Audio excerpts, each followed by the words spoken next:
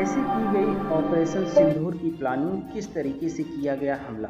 जी हाँ, नमस्कार दोस्तों, इस वक्त हाजिर हैं बड़ी खबर के साथ। ऑपरेशन सिंदूर के तहत भारतीय सेना ने आतंकियों के 9 ठिकानों पर मिसाइल हमले किए हैं।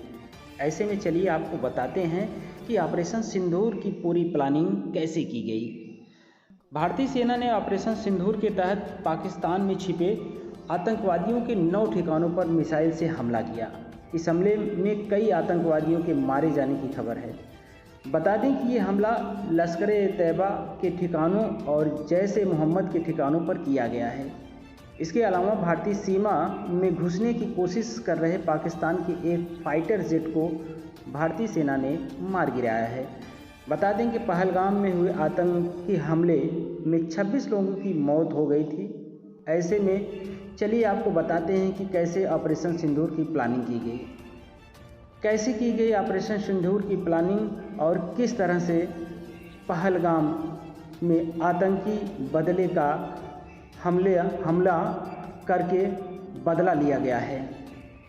पहलगाम में हुए आतंकवादी हमले के तुरंत बाद शुरू की गई थी, जिसमें पीएम मोदी की अध्यक्षता में बैठक बुलाई गई थी। वहीं इस पूरे मिशन की कमान राष्ट्रीय सुरक्षा सलाहकार अजीत डोभाल संभाल रहे थे। वह लगातार एयरफोर्स, नेवी और आर्मी के संपर्क में थे।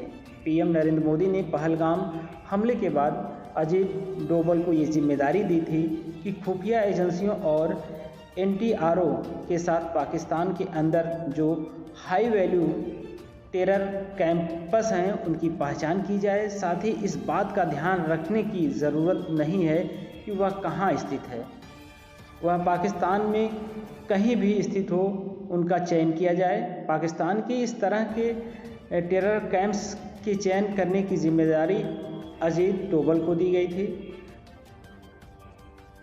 वहीं फाइनल मॉनिटरिंग के बाद इस तरह के कुल 9 ठिकानों को तय किया गया।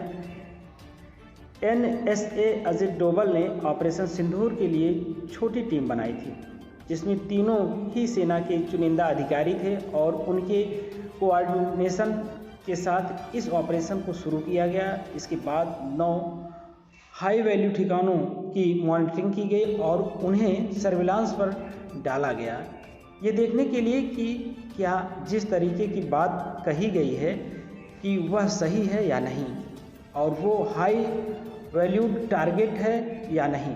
पाकिस्तान के ऐसी जगह पर कार्रवाई करने की योजना थी कि आतंकवाद को चोट मिले।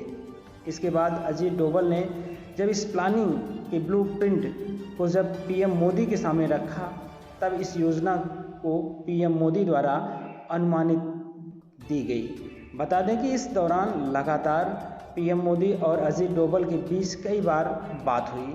वहीं हमले के दौरान भी दोनों इस ऑपरेशन पर नज़र बनाए हुए हैं। सीमा पर आतंक पर कहर बनकर टूटा भारत, ऑपरेशन सिंदूर से लिया पहलगाम का हिसाब।